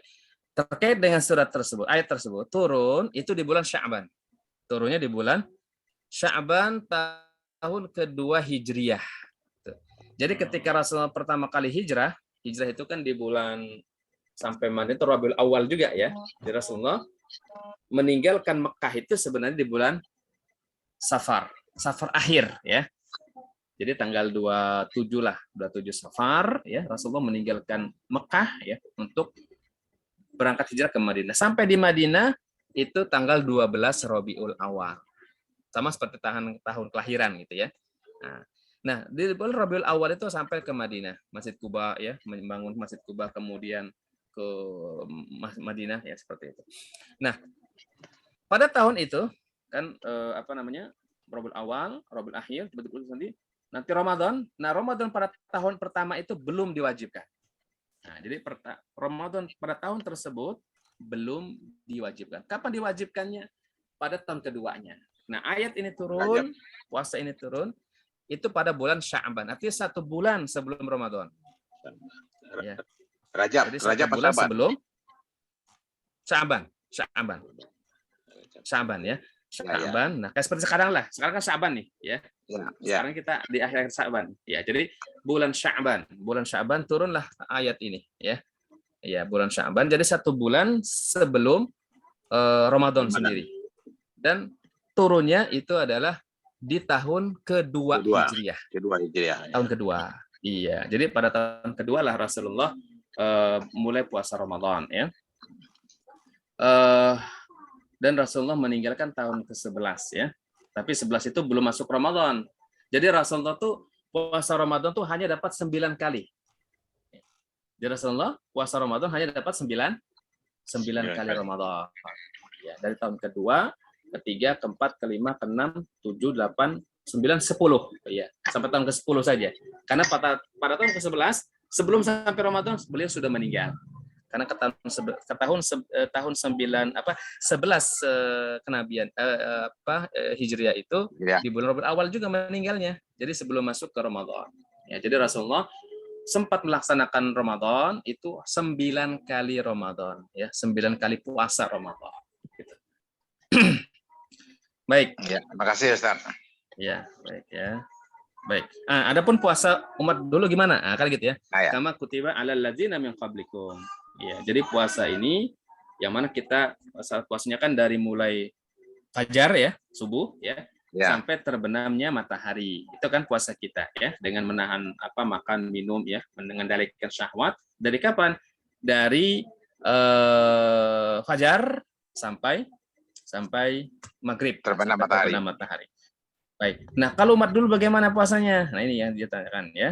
Ya, jadi umat dahulu pun pernah diwajibkan puasa. Nah, puasa umat terdahulu itu kapan? Mereka sejak tidur malam. Kalau mereka malamnya tuh tidurnya di awal-awal malam, maka sejak itulah dia harus menahan. Nggak ada sahur ya. Jadi puasa umat dulu tidak ada makan sahur. Nah, kalau puasa kita kan ada syariat sahur. Ini sahur ini pembeda puasa kita dengan umat terdahulu. Itu bedanya ada makan sahur. Kalau umat dulu nggak ada. Kapan mulainya? Sejak tidur malam. Jadi kalau tidurnya ukuran jam 12, jadi sejak itulah dia puasa tuh. Sampai kapan? Nah, bukanya pun bukan menjelang maghrib. Bukan maghrib ya, tapi berbukanya ketika sudah terlihat bintang. Nah, itu menjelang isya lah. Nah, jadi puasanya lebih panjang tuh. Ya. Lebih panjang ya? Lebih panjang, betul. Durasinya lebih panjang. Mulainya adalah awal dia tidur. Ya. Berbukanya ketika terlihat bintang di langit. Itu menjelang isya tuh. Ya, menjelang isya baru berbuka. Jadi durasinya waktunya lebih panjang. Nah, kapan itu? Karena kata Nabi, kalau dalam syariat kita kan segerakan berbuka ya. Jadi kalau sudah maghrib, matahari sudah terbenam secara total, sudah penuh gitu kan, bola mataharinya sudah terbenam, nggak terlihat, itulah maghrib. Maka segerakan kata Nabi, segerakan berbuka. Iya, supaya puasa kalian itu berbeda dengan umat Yahudi. Karena orang Yahudi itu puasanya menunggu bintang. Nah, jadi supaya kita beda, kata Nabi, ya, dengan puasa umat Yahudi, segerakan berbuka. Ya, kalau makan sahur, akhirkan makan sahur. Ya, sunnahnya begitu, diakhirkan makan sahur. Kalau berbuka, segerakan berbuka. Itu beda ya. Jadi puasa kita dengan puasa umat terdahulu itu di antara perbedaannya. Yaitu kita ada makan sahur, terus berbukanya juga lebih cepat, yaitu ketika matahari sudah terbenam total penuh, segera buka ya, segera batalkan puasa kita. Jangan nunggu-nungguan, nantilah belum, kayaknya ini belum ini, udah pokoknya kalau sudah maghrib ya, sudah dengar azan, segera buka ya. Itu sunnahnya begitu ya. Baik, ya Ustaz, mungkin itu. Nasrani Ya. juga puasa, Pak. Itu kan Yahudi, yang Nasrani diwajib puasa juga nggak? Ada. Jadi umat terdahulu seperti, nah cuman kadang mereka merubah-rubah ya. Jadi gini. Jadi dalam tafsir Ibnu Katsir saya pernah baca ya, mungkin nanti bisa dilihat. Jadi orang Yahudi kayak seperti umat Nabi Daud ini kan puasa selang-seling ya. Nabi Daud kan puasanya kan satu hari puasa, besok tidak kan gitu ya. Dan itu kan jadi sunnah kita juga, kalau kita mau puasa sunnah silahkan kan, seperti itu boleh ya. Terus Nabi Isa itu ya, dalam syariat Nabi jadi sebenarnya puasa itu dalam 1 bulan ya, 1 bulan. Tapi umat Yahudi mengganti, karena biasanya setiap bulan itu musim panas, mereka nggak kuat. Nah, mereka akhirnya para ulama tokoh agamanya merubah yang biasanya puasa itu jatuhnya di bulan musim panas, mereka geser di musim dingin supaya puasanya nggak terlalu tidak terlalu berat gitu ya. Tapi sebagai konsekuensinya mereka menambahi yang tadinya puasanya itu 30 hari karena mereka menggeser waktunya ditambah menjadi 10 hari, dapat tambah jadi 40 hari. Jadi 10 hari itu sebagai denda lah. Ya. Tapi mereka buat sendiri tuh. Jadi para tokoh agamanya merubah gitu ya. Ya, karena ya merasa karena mereka sudah melanggar kan yang seharusnya puasanya jatuhnya di bulan musim panas, mereka pending, mereka geser gitu kan. Nanti di musim semi atau musim dingin supaya lebih ringan puasanya. Tapi sebagai konsekuensi karena mereka melanggar itu, mereka menambahkan 10 hari. Jadi 40 hari. Nah, jadi puasa umat Yahudi itu sebenarnya 40 hari. Nah, orang Nasrani orang Nasrani juga sama ya. Mereka supaya lebih hebat dari orang Yahudi itu puasanya 40 hari, mereka 50 hari gitu ya. Nah, jadi tapi itu membuat sendiri ya, artinya itu bukan berdasarkan tuntunan karena Nabi Musa, Nabi Isa itu sebenarnya tapi oleh umat belakangannya itu mereka merevisi itu, merubah sendiri ya. Nah, kalau kita dari zaman Nabi sampai sekarang puasanya tetap bulan Ramadan. Mau jatuhnya di musim panas, mau jatuh di musim dingin, nggak ngaruh gitu kan, tetap ya. Musim penghujan atau musim kemarau, ya kalau pas jatuh Ramadan kita tetap berpuasa, kayak gitu. Jadi kita nggak merubah syariat ya. Dan karena ya perintahnya bulan Ramadan, ya udah, ya kita puasa di bulan Ramadan. Mau jatuhnya pas berbarengan musim dingin, musim semi, enggak pengaruh. Kita tetap berpuasa di bulan Ramadan gitu. Jadi syariat kita pemurni, enggak diutak-atik gitu ya. Enggak dirubah ya, kayak gitu. Ya, ada kesempatan bertanya, Ustaz? Baik, boleh silakan. Assalamualaikum warahmatullahi wabarakatuh. Ini berkaitan dengan itikaf ya, Ustaz. Ya. Kan seorang istri itu juga nggak perlu juga ke masjid, tapi bisa mempersiapkan itu untuk suaminya gitu ya. Baik. Ya. Adakah misalnya ibadah-ibadah lain gitu? Sebab untuk membantu suami itu kan tidak 24 jam kita ini kan. Berarti kita ada punya waktu yang sisa gitu. Apakah ada ibadah lain gitu yang pahalanya setara dengan iktikaf gitu? Itu yang pertama. Yang kedua, kemudian di akhir-akhir Ramadan ini kan kita juga disibukkan untuk menyambut hari raya gitu ya. Iya, baik. Padahal hari-hari itu kita diwajibkan atau ini kan lah ya sebaiknya itu kita iktikaf gitu.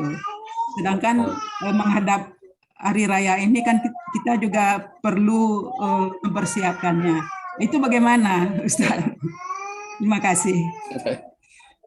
Baik. Cucu semua nangis ya, Nah, cucunya nangis. Enggak ada yang nangis di tempat saya lagi nangis di luar ya, kedengaran ya. Baik. Cucuku nggak ada. Iya. Anak saya lagi ini lagi rewel ya. Iya. Oke. Baik. Baik ya. Jadi ya terkait dengan itikaf ya. Jadi ya sebenarnya kan masih banyak waktu luang ya. Artinya ketika sudah selesai mempersiapkan, membantu ya, support gitu ya kebutuhan suami itikaf ya. Kita banyak waktu luang yang bisa kita lakukan juga ya sebagai ibu rumah tangga, sebagai istri gitu kan. Ya, banyak. Jadi kita tidak terfokus juga dengan ibadah-ibadah ini ya. Masih banyak amalan yang seperti baca Quran ya, ataupun bersedekah, menyantuni ya, silaturahim ya, seperti itu. Yang penting kewajiban kita sebagai istri, sebagai ibu ya tidak terabaikan ya. Nah, ketika kita ada waktu-waktu luang ya, maka kita optimalkan dengan ibadah-ibadah yang lain. Memang ada ibadah-ibadah khusus itu untuk para laki-laki ya, yang memang tidak bisa dikerjakan oleh perempuan. Contohnya apa? Contohnya berjihad. Berjihad itu kan berperang, ya. Itu kan hanya laki-laki yang diwajibkan berjihad. Kalau perempuan kan nggak wajib, ya. Tapi ada waktu itu para sahabat perempuan datang ke Nabi, ya Rasulullah, Mereka tuh kaum laki-laki bisa mendapatkan pahala jihad syahid gitu ya. Nah, sedangkan kami nggak bisa. Nah, jadi para wanita-wanita di zaman Nabi itu ingin punya pahala yang setara dengan itu. Maka apa kata Nabi? Jihadukunna fi buyutikunna. Atau dalam riwayat al-haji wal umroh itu setara dengan jihad mereka. Jadi kalau perempuan haji umroh itu pahalanya setara dengan jihad. Ya. Atau juga melakukan kegiatan di rumah ya, di dalam apa ya, seperti merawat anak gitu ya, mempersiapkan segala kebutuhan keluarga, itu juga jihad, setara seperti jihadnya di apa namanya fisabilillah gitu ya. Jadi dalam apa namanya memberikan keadilan ya. Jadi ketika istilahnya ada perempuan yang dalam artinya yang iri, dalam artinya positif ya, iri ya, ingin mendapatkan pahala yang setara ya, ingin dapat pahala jihad ya, ingin dapat pahala itikaf ya, kan ya. Maka sebenarnya ketika kita mempersiapkan segala kebutuhan suami untuk bisa meraih optimal Ramadan, maka sang istri pun dapat pahala itu ya. Pokoknya seorang istri mempersiapkan, mensupport ya, mendukung suami supaya bisa maksimal di dalam masjid, itu istri sudah dapat pahala itu ya. Bersinergi dalam kebaikan, itu istri pun sudah dapat. Nah, jadi waktu-waktu luangnya digunakan untuk apa? Ya untuk baca Quran, zikir pada Allah, istighfar gitu ya. Mendoakan hal-hal yang terbaik untuk keluarga. Itu insya Allah sudah waktu-waktu luangnya digunakan untuk itu. Sudah setara dengan pahala iktikaf. Iya, betul. Insya Allah setara dengan pahala iktikaf itu. Iya. Nah, nanti ketika sudah kewajiban kita di rumah sudah tidak ada atau ya kalau kita punya anak gitu kan, anak laki-laki, kita support gitu ya. Kita anjurkan anak laki-laki kita untuk beriktikaf. Kemudian kita supply segala kebutuhannya ya. Maka insya Allah seorang ibu yang bisa mendorong anak laki-laki untuk beriktikaf ya, maka Tuhan dia akan mendapatkan pahala tersebut. Nah, ketika kewajiban kita di rumah sudah sangat longgar, tidak ada kewajiban pada suami ya, maka kita pun bisa ya seperti istri Nabi itu kan, mereka beriktikaf setelah wafatnya Rasulullah Shallallahu Alaihi Wasallam kayak gitu. Ya, jadi insya itu ya. Jadi untuk mengisi waktu luangnya dengan ibadah-ibadah yang lain, baca Quran, ya, berzikir kayak gitu ya. Ya, ketika mempersiapkan ataupun juga kalau memang tempatnya di tempat masjid itu memadai ya, bisa sekeluarga itikaf kan bisa juga itu ya. Tapi nggak full gitu. Tidak full di masjid. Iya. Kalau untuk perempuan bisa juga. Tidak bisa. Bisa tidak full pun. Kan gitu dalam kaidah usul fikih itu kan gitu. Malam yudraku kulluh la yudraku kulluh. Jadi apa yang kita tidak bisa melakukan seluruhnya, jangan tinggalkan semuanya kan gitu ya. Jadi kalau 10 hari kita nggak bisa, ya bisanya 3 hari terakhir nggak apa-apa ya. 3 hari terakhir itu. Jadi jangan tinggalkan seluruhnya. Jadi kalau kita tidak bisa melaksanakan seutuhnya, semuanya tidak bisa, jangan tinggalkan semuanya. Kita laksanakan semampu kita, sebisa kita. Ya kalau kita mampunya hanya malam harinya saja, malam harinya saja. Siangnya kita masih bekerja, malam hari kita itikaf kayak gitu. Kan sekarang banyak juga masih kayak gitu ya. Jadi kalau siang sepi gitu kan karena masih banyak kegiatan kerja gitu ya. Tapi malam hari terutama malam-malam ganjil banyak penuh gitu kan. Ya itu ya tadi ya.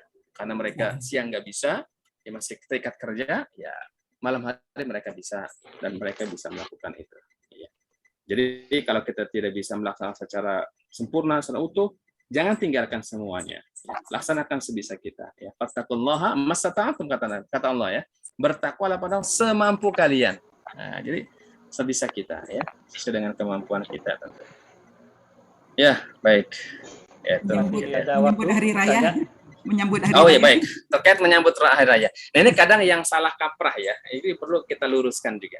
Jadi kalau generasi terdahulu, Rasulullah, para sahabat tabi'in, justru detik-detik terakhir Ramadan mereka memaksimalkan untuk bertafarruq kepada Allah, bertakarub pada Allah. Jadi disibukkannya dengan ibadah justru. Karena kalau kita sibuknya malam itu dengan lebaran. Persiapan lebaran ya. Bikin ketupat. Mungkin mensiasatinya itu ya Kalau untuk bajunya mungkin sebelum Lebaran puasa sebelum mungkin sudah puasa persiapkan, udah. iya gitu Iya. kan, sudah dipersiapkan lah gitu ya. Untuk Udah tua-tua nggak kue-kuenya beli baju lagi Pak Ustadz. atau persiapan bikin kue segalanya ya disiasatilah supaya tidak mengganggu urusan agama, urusan ibadah gitu ya. Kayak gitu. Jadi kalau kita meniru generasi terdahulu ya, Rasulullah, para sahabat, tabiin generasi terdahulu itu, karena kata Nabi sebaik-baik generasi kan generasiku, generasi setelahku, dan setelahku ya sampai tabiin itu generasi terbaik itu. Nah, kalau kita meneladani mereka, yaitu justru menjelang Lebaran itu mereka sibuknya apa? Sibuknya ibadah.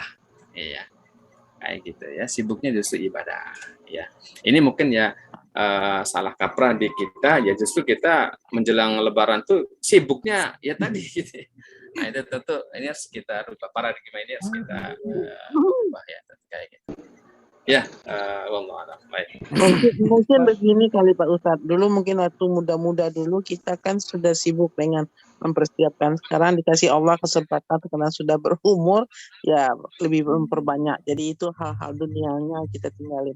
Begitu kali ya Pak Ustadz ya. Iya, iya. Satunya kalau perlu beli kue lah. Beli aja semua. Nggak usah kita pikirin kue lagi, Mai.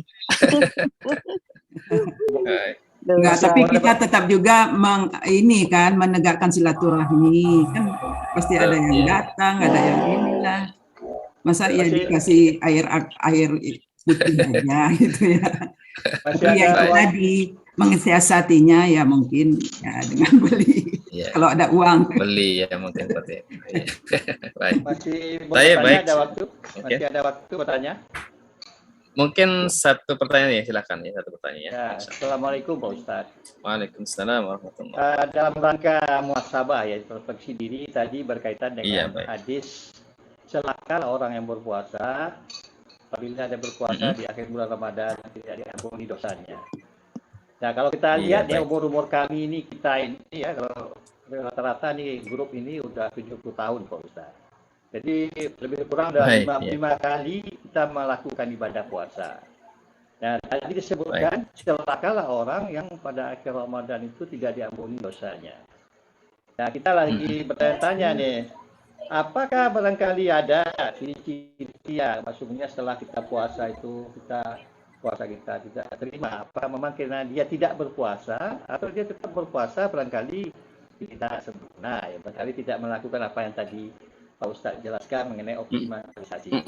Mungkin ada keterangan hadis atau bagaimana supaya kita dengan sisa umur ini kita bisa meningkatkan supaya dosa kita pada akhir Ramadan itu diampuni. Demikian Pak Ustadz. Baik ya, baik. Ya, jadi minimal ya yang perlu kita lakukan di bulan Ramadan supaya tidak termasuk orang yang merugi tadi ya, supaya tidak termasuk orang yang celaka tadi. Ya, itu adalah orang-orang yang mengabaikan keutamaan Ramadan, itu nggak peduli dengan Ramadan. Jadi Ramadan itu seperti bulan-bulan biasa lah gitu. Jadi nggak ada peningkatan. Ya. Nah, ketika kita sikapnya seperti itu, mengabaikan, ya, tidak peduli dengan Ramadan, menganggap Ramadan sama dengan bulan-bulan yang lain, sehingga tidak ada peningkatan ibadah, ya maka itu yang merugi tadi seperti itu. Nah, minimal kita melakukan dua hal yang perlu yang kita dalam hadis Nabi sebutkan gitu kan, man qama Ramadan. Nah ini hadisnya ini ya. Jadi Allah mewajibkan puasa di Ramadan, dan aku sunahkan qiyam, menghidupkan malam-malam. Barang siapa yang berpuasa dan qiyam itu menghidupkan malamnya dengan penuh pengharapan, maka tuh dia akan kembali seperti bayi yang baru dilahirkan oleh ibunya, suci lagi, bersih lagi. Jadi minimal dua ini yang perlu kita lakukan. Ya, puasa di siang harinya, qiyamul lail di malam harinya. Iya, itu minimal dua itu. Dengan penuh keikhlasan, dengan penuh keimanan dan pengharapan kepada Allah. Maka dua amalan ini akan menghapuskan dosa-dosa kita. Ya. Jadi jangan sampai sikap kita menghadapi Ramadan itu seperti bulan biasa aja gitu, nggak ada peningkatan. Nah, ini yang itu kata Nabi, ya cuek lah gitu. Itu yang celaka dia. Tapi kalau kita ada usaha maksimal nih, kita puasa siang harinya dengan penuh keimanan pada Allah, dengan penuh pengharapan pada Allah, dan malam harinya pun kita ada peningkatan sholat malam, maka insya Allah kita akan meraih itu, insya Allah ya. mendapatkan ampunan, dan kita ketika di Idul Fitri seperti bayi yang baru dilahirkan oleh ibu, bersih lagi ya. Kayak gitu insyaallah. Ya, mudah-mudahan ada manfaatnya ya. Iya. Ini saya lagi rewel. Iya, mungkin insyaallah ya, mudah-mudahan bermanfaat. Ya, mungkin dari saya cukupkan ya. Mudah-mudahan ini jadi ilmu bermanfaat ya. Jadi bekal kita menghadapi Ramadan ya, sehingga kita bisa mengisi Ramadan tahun ini dengan maksimal, dengan optimal ya. Baik, mungkin itu dari saya. Mungkin ada yang mau ditutup dari ini Nitya atau ini, silakan. Oke, terima kasih Pak Ustadz. Ya. Terima kasih Kak Her, terima kasih Iswari, terima kasih Bu Uur yang ikut bergabung ya. Ya, baik Ustadz. Sudah banyak ilmu yang kami terima dari Ustadz. Mengucapkan terima kasih banyak. Semoga ilmu itu bisa dimanfaatkan oleh kami ini, kita bersama. Dan semoga kita bisa melaksanakan puasa dengan sempurna. Amin. Mari kita tutup dengan baca doa kafaratul majlis. Subhanaka Allahumma wa bihamdika asyhadu an la ilaha illa anta astaghfiruka wa atubu ilaik. Assalamualaikum warahmatullahi wabarakatuh. Waalaikumsalam warahmatullahi wabarakatuh. Baik. Ya, saya izin pamit ya. Assalamualaikum. Ya, baik. Terima kasih. Ya. Barangkali tamu kita Yul. Mohon maaf lahir batin untuk semuanya. Perlu komen dari tamu kita nih, Sri Iswari. Barangkali ada kesan tentang acara kita ini. Ya. Sri, ada masukan barangkali dari Sri Iswari. Yang ada guru kita. Ada Kaher. Ya, mana Kaher kelihatan? Oh, tadi ada Kaher. Udah keluar ya. Silakan. Halo, Sri, ada komen? Assalamualaikum warahmatullahi wabarakatuh. Waalaikumsalam. Alhamdulillah, kayaknya nikmat banget dapat tausiah malam kok, rasanya bertambah rasanya ilmu.